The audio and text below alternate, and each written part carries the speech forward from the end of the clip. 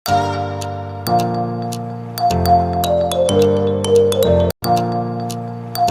Lam Mim ini termasuk ayat-ayat yang oleh para ulama dianggap mutasyabihat. Artinya kita tidak boleh memaksakan maknanya. Kita cukup iman bahwa itu dari Allah Subhanahu wa taala. Ini termasuk ayat-ayat yang kita percaya bahwa ada makna yang diinginkan Allah, tapi kita tidak perlu menduga-duga apa sepersisnya makna itu.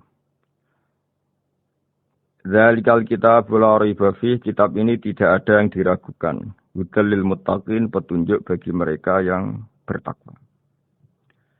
Sahabat Indonesia yang kami cintai, yang kami hormati, muttaqin dari kata kerja ittaqa yattaqi ittiqaan. Maknanya adalah menjaga diri. Ada 3 kelas muttaqin dalam terminologi para ulama, istilah yang dikeluarkan para ulama. 1, muttaqin orang yang menghindari perilaku syirik atau perilaku kekafiran. Sehingga menurut para ulama, apapun faseknya seorang mukmin, apapun kelirunya orang mukmin, misalnya pernah mencuri, pernah korupsi, pernah apa saja, masih dianggap mukmin karena dia masih bertauhid la ilaha illallah Muhammadur Rasulullah. Ini muttaqin yang paling kelas pokok, kelas bawah. Kemudian ada muttaqin kelas kedua, yaitu mereka menghindari dosa besar tapi tidak bisa menghindari dosa kecil. Misalnya bisa menghindari dosa zina, tapi dia bisa menghindari dosa melihat perempuan yang bukan mahramnya, yang bukan halal bagi dia. Ketiga muttaqin paling ideal, yaitu menghindari dosa besar, juga menghindari dosa kecil, bahkan menghindari sesuatu yang tidak penting. Ini yang dalam terminologi ulama disebut para wali atau para ulama. Yaitu yang dalam ayat ala inna awliya Allahi la khaufun alaihim wa lahum yahzanun. Ini penting kami jelaskan kelas-kelas muttaqin supaya bahwa mukmin tidak pernah keluar dari status iman meskipun dia pernah melakukan satu kesalahan besar. Karena yang dikatakan mukmin adalah siapapun yang meyakini kebenaran risalah Muhammad. Risalah yang dibawa Muhammad berarti dia mukmin. Soal dia melakukan dosa atau apa saja itu menjadikan dia fasik tapi tidak keluar dari status mukmin. Ini yang dimaksud dalam sebuah hadis, man qala la ilaha illallah dakhalal jannah. Siapapun yang pernah melafadzkan la ilaha illallah iman, maka dia pasti nanti masuk surga. Kemudian ada beberapa pertanyaan dari para sahabat dengan masa lalu orang itu yang macam-macam, Nabi tetap menjawab meskipun dengan masa lalu yang macam-macam. Sebab itu perlu dikaji serius, sebagaimana ada yang ditafsir Sawi bahwa muttaqin itu dari kata kerja ittaqa yattaqi ittiqaan atau ittaqa yattaqi taqwan. Ini maknanya orang yang menjaga diri. Tentu menjaga diri ini ada yang kelas premium, kelas sempurna. Jadi sesuatu apa saja yang bahaya kita jaga, termasuk dosa kecil, melakukan hal yang tidak penting. Ada orang mukmin yang hanya bisa menjaga dari dosa kekafiran, dosa kemusyrikan. Ini pun dengan segala kesalahannya masih ada kemungkinan dimaafkan Allah. Karena Allah pernah berfirman, innallaha la yaghfiru ay yushraka bihi wa yaghfiru ma duna dzalika liman yasha. Allah tidak akan memaafkan dosa syirik, tapi Allah masih bisa memaafkan atau masih berkenan memaafkan dosa di luar syirik. Kemudian yang perlu dimengerti oleh sahabat Indonesia adalah makna la raiba fihi. Ini yang perlu kami ungkap, bahwa Al-Quran ini tidak ada keraguan padanya. Tidak ada keraguan, ini yang mudah kita teliti karena kita orang Indonesia. Mungkin rasa-rasa sastra Arab enggak kental. Mari kita teliti dari segi makna. Karena makna ini rasa dan rasa itu universal. Begini misalnya. Dulu orang-orang kafir Mekah karena mereka penyembah berhala, penyembah Tuhan-Tuhan yang banyak. Itu memprotes. Mereka memanggil tentu masih Muhammad, belum ya Rasulullah. Muhammad, kamu mengajak ke Tuhan berapa? Rasulullah menjawab, ke Tuhan yang satu.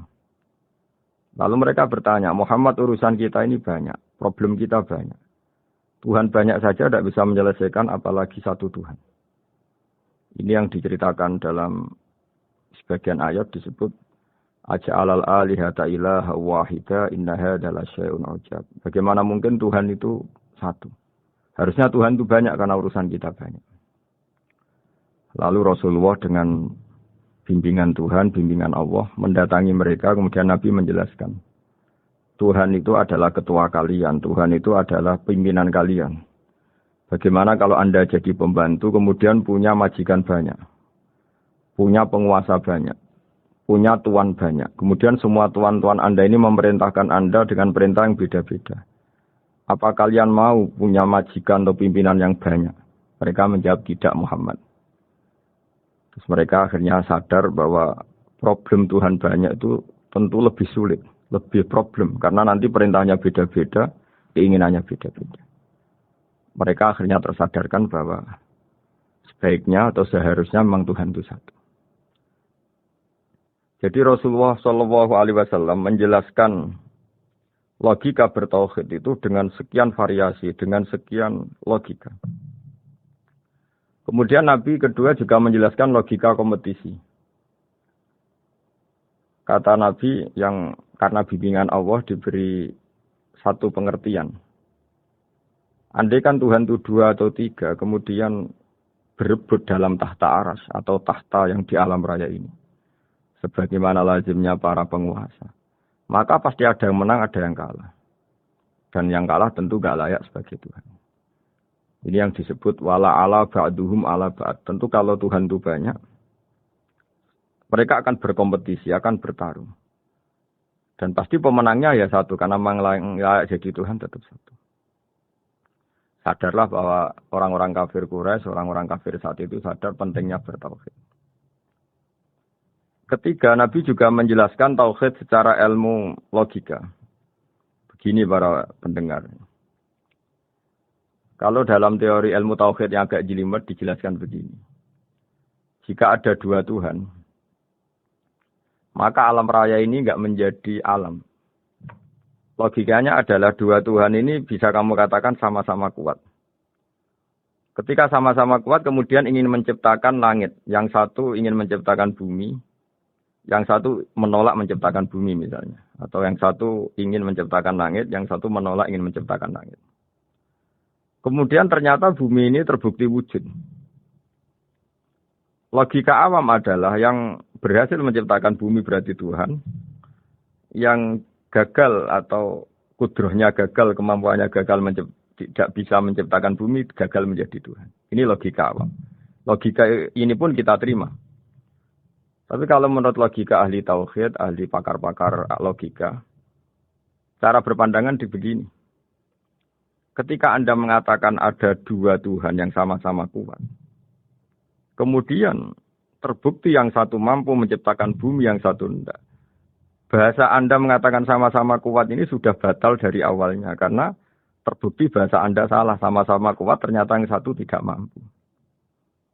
Jika dalam pikiran orang-orang ahli tauhid mengatakan, membayangkan Tuhan saja itu enggak kebayang. Karena turunan kata ini pasti selalu salah. Karena tadi misalnya dikatakan, andai kan ada 2 Tuhan. Kemudian yang satu mampu menciptakan bumi, yang satu tidak. Padahal Anda tadi bilang sama-sama kuat. Ternyata terbukti yang satu tidak kuat. Berarti kata Anda sama-sama kuat ini salah. Ini pula yang diajarkan Rasulullah lewat bimbingan Allah, lewat wahyunya yang disebut lau kana fihi ma alihatun illallahu la fasadata. Karena kalau ada 2 Tuhan pasti kamu sifati sama-sama kuat. Ternyata sifat sama-sama kuat ini batal demi hukum karena ternyata yang satu tidak mampu menciptakan bumi. Atau kamu sifati 2 Tuhan ini sama-sama lemah.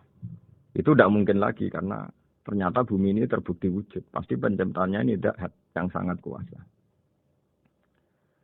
Jadi logika-logika tauhid sedemikian dibangun oleh Rasulullah lewat bimbingan Allah Subhanahu wa taala. Logika keempat supaya kita iman dan tambah kuat imannya adalah logika yang mudah dicerna oleh kebanyakan orang atau yang bisa diindra.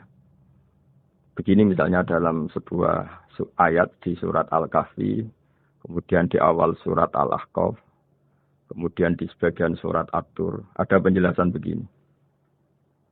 Ketika Rasulullah mengajak manusia menyembah Allah, kemudian orang-orang kafir tanya, lalu Tuhan kamu siapa Muhammad? Tuhan saya adalah Allah menciptakan langit bumi. Terus mereka berandai-andai, ada Lata, ada Uzza, ada Manat, ada Hubal. Itu Tuhan-Tuhan kami. Terus Rasulullah bertanya, apakah Tuhan-Tuhan yang kamu sembah itu memberi kontribusi saat langit dan bumi diciptakan? Mereka menjawab, tidak Muhammad, itu Tuhan-Tuhan yang kami bikin. Begitu juga asumsi tentang Tuhan-Tuhan yang lain. Apakah Isa ikut menciptakan bumi atau menciptakan langit? Tentu jawabannya tidak.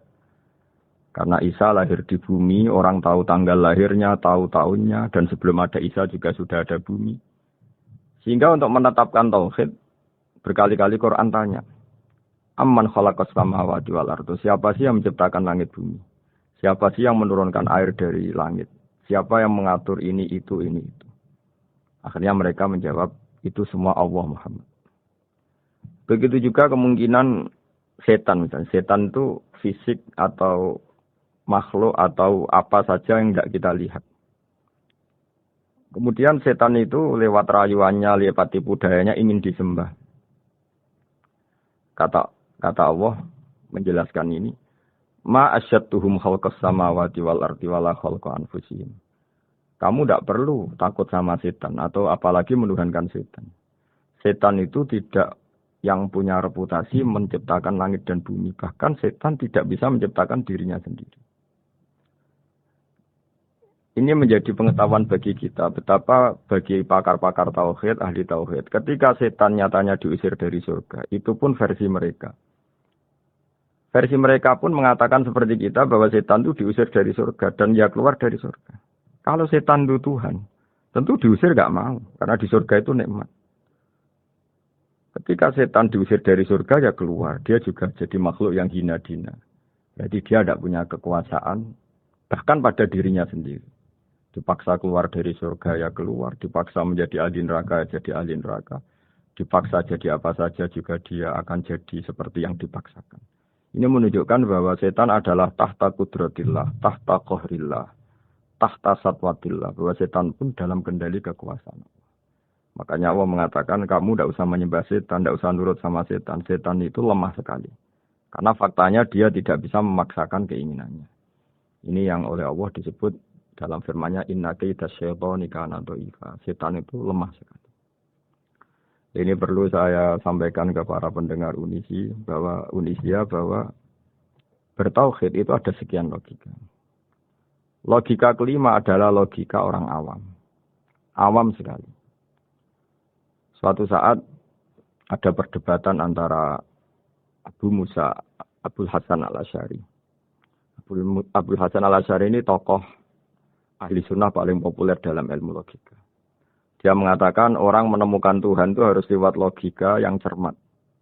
Tidak boleh taklid, hanya ikut-ikutan. Dia harus menemukan satu argumentasi bahwa Tuhan atau pencipta langit itu ada. Kemudian ada satu problem di mana orang-orang kampung atau orang-orang yang lugu atau orang-orang awam itu tidak bisa ilmu logika, ilmu mantek kalau dalam bahasa pesantren. Kata Abu Mansur, kata Abul Hasan al-Asy'ari, itu masih mungkin. Alhasil para ulama ini meneliti ke orang-orang yang lugu, yang di kampung, yang petani, yang lugu sekali.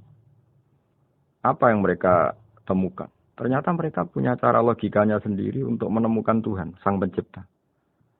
Pernah suatu saat ada seorang petani lugu, biasa menggembala unta, ditanya, Bima araf tarubak, lalu kamu yang petani ini yang hanya ngurusi sawah, ngurusi ladang, dengan cara apa kamu tahu kalau Tuhan itu ada? Si petani tadi marah besar dan dia mengatakan, Al-ba'ratu tadullu alal ba'ir wa asharul aqdam yadullu alal masir. Kata petani tadi, yang namanya ada kotoran unta, pasti ada untanya. Yang namanya ada jejak kaki, pasti ada yang barusan lewat. Artinya kalau ada makhluk, pasti ada pencipta. Ini logika awam yang mudah. Kita tidak mungkin mengatakan bumi ini pencipta, mengatakan matahari pencipta. Kelihatan sekali kebendaannya, Kelihatan sekali bahwa bumi matahari tidak punya ikhtiar, tidak punya kekuatan. Kelihatan sekali sifat-sifat kemakhlukannya. Jika benda-benda ini karuan makhluk, pasti menunjukkan bahwa ada penciptanya, ada khalik. Dalam logika Bedui tadi, si Bedui tadi, kalau ada kotoran sapi, pasti ada sapinya. Meskipun sapinya sudah sekarang nggak terlihat, mungkin sudah jalan kemana. Sama, kalau ada jejak kaki, meskipun orang yang tadi lewat sudah kita nggak tahu, tapi kita pasti tahu, pasti ada yang lewat. Ini yang dimaksud dalam bahasa Arab, al-ba'ratu tadullu alal ba'ir. Kalau ada kotoran sapi atau kotoran unta, pasti ada untanya. Wa atharul aqdam yadullu alal masir. Kalau ada jejak orang lewat, pasti tadi ada orang lewat. Nah, semua metode ini digunakan semua oleh Rasulullah. Logika yang bagi intelektual, logika bagi kaum awam, logika bagi kaum menengah. Ya tidak awam, tidak. Semuanya digunakan. Semuanya jadi media. Untuk memastikan bahwa logika tauhid ini logika pilihan. Logika yang benar-benar logika. Sehingga dalam banyak ayat disebut agama ini li kaum yaqilun, li kaum yatafakkarun. Bagi kaum yang bisa berpikir, bagi kaum yang punya akal. Lalu kemudian kami teruskan alladzina yu'minuna bil ghaibi. Ini kata ghaibi bukan kayak dalam bahasa Indonesia misalnya setan atau hantu disebut barang gaib. Kata ghaibi dalam bahasa Arab adalah perbandingan atau lawan kata dari al-musyahad yang bisa disaksikan langsung lewat indera. Kita orang mukmin iman bahwa surga ada, padahal kita tidak pernah melihat surga. Kita mukmin iman bahwa neraka ada, padahal kita belum pernah melihat neraka. Ini sesuatu yang maghoba anil absor, yang mata kita tidak melihat, fisik kita tidak menyentuh. Kita pun iman. Asal sesuatu itu mansus ya, dikatakan secara eksplisit oleh Quran dan hadis. Kalau dalam bahasa usul fikih disebut al-mansus. Ciri mukmin diantaranya adalah yang paling pokok alladzina yu'minuna bil ghaibi. Iman dengan sesuatu yang enggak kelihatan. Lalu kemudian para ulama cara pandang beda-beda. Bedanya bukan karena mereka bertentangan enggak, tapi ini menurut kelas rasa yang berbeda-beda. Bagi orang-orang sufi Allah itu tidak bisa dikatakan al-ghaib, sesuatu yang enggak kelihatan. Karena Allah itu begitu jelas, az-zahir. Kata orang sufi, Allah itu zahir. Begitu juga dalam Asma'ul Husna disebut Allah itu az-zahir. Begitu jelas. Karena orang yang akalnya mapan, hatinya mapan, melihat satu lemari yang bagus, pasti langsung mensifati bahwa pembuatnya adalah orang yang hebat. Orang yang melihat mobil mewah atau pesawat yang canggih, pasti kepikiran pertama adalah pasti pembuatnya canggih. Sehingga eksistensi pembuat pesawat itu adalah orang hebat. Itu langsung tertanam ketika melihat pesawat itu hebat. Bagaimana mungkin seseorang ragu akan kehebatan pembuat pesawat ketika melihat detail-detail pesawat. Pasti langsung kepikiran kalau pembuatnya itu hebat. Memutuskan bahwa pembuat pesawat hebat itu tidak harus ketemu yang membuat. Juga tidak harus melihat. Tapi akal kita pasti meyakini pembuatnya itu hebat. Berarti keputusan menyimpulkan bahwa pembuatnya hebat adalah az-zahir begitu jelas. Begitu juga langit dan bumi, matahari semuanya tertata rapi. Air dengan fungsi manfaat yang sebegitu hebat. Oksigen, semua tanaman, buah-buahan. Meskipun kita tidak pernah melihat Tuhan, tapi akal kita, nurani kita, pasti berkeyakinan dan tahu betul pasti pembuatnya itu zat yang super hebat, super bijaksana. Sehingga dalam kategori ini Allah tidak bisa dikatakan suatu yang tidak tersentuh, yang tidak terjangkau. Allah itu az-zahir begitu jelas. Sehingga di antara Asma'ul Husna disebut az-zahir. Sebab itu saya menganjurkan atau saya punya saran bahwa alladzina yu'minuna bil ghaibi itu contoh paling mudah itu kayak surga, kayak neraka. Kalau Allah sendiri itu az-zahir, mudah diketahui. Karena tadi orang yang melihat pesawat canggih, pasti saat itu juga berkeyakinan dan itu pasti benar, pasti pembuatnya juga canggih. Nah, di sini disebut alam raya ini ayat, semuanya itu bukti kekuasaan. Dalam syair-syair orang sufi masyhur sekali itu wa fi kulli syai'in lahu ayatun yadullu ala annahul wahidu. Setiap sesuatu kejadian di alam raya adalah bukti keesaan Allah, bukti eksistensi Allah Subhanahu wa taala. Sehingga dalam satu kisah, normalnya orang itu paling tahu itu dengan dirinya sendiri. Karena dia adalah dia. Tapi kalau Imam Sibawai, seorang pakar nahwu, mengatakan a'raful ma'arif Allah. Di alam raya ini yang paling mudah dikenali itu ya Allah, pencipta. Karena andai kan kita sendirian di hutan, kemudian kita mulai punya akal, kita mungkin tidak tahu diri kita ini siapa. Tapi setidaknya kita langsung menyimpulkan bahwa kita tidak bisa menciptakan diri kita sendiri. Ketika kita berkesimpulan tidak bisa menciptakan diri kita sendiri, pasti kita terus berkesimpulan ada di luar kita yang menciptakan kita. Nah, sebab itu kenapa sifat mencipta ini yang pertama kali dikenalkan oleh Allah kepada nabinya untuk dikenalkan kepada umatnya. Yaitu disebut Iqra bismi rabbikal ladzi khalaq. Muhammad, bacalah dengan nama Tuhanmu. Sifat Tuhan yang paling mudah dikenali oleh siapapun adalah sifat pencipta. Karena ketika seseorang yakin dia lahir sudah ada bumi, dia lahir sudah ada langit, dia pasti akan tahu bahwa dia ada penciptanya. Sehingga paling mudah mensifati Allah atau mensifati Tuhan adalah bismi rabbikal ladzi khalaq. Terus kemudian di antara ciri orang baik adalah wa yuqimunas shalat. Kemudian beriman kepada yang gaib, menegakkan salat. Kata menegakkan adalah dari kata menjaga aturan-aturan atau sesuai aturan-aturan salat.